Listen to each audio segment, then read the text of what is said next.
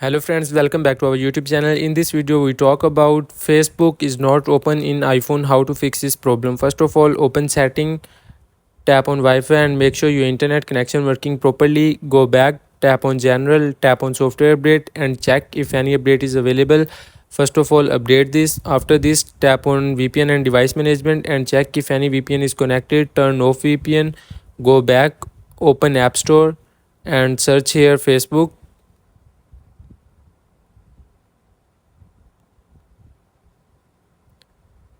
and check if any update is available. First of all, update Facebook. After this, go back and restart your mobile phone. Hopefully your problem will be solved. If your problem is not solved, open setting again, tap on general, tap on iPhone storage. Here you can tap on Facebook. After this, tap on offload app and reinstall Facebook. Hopefully your problem will be solved. If your problem is not solved, again contact with Facebook team. Thanks for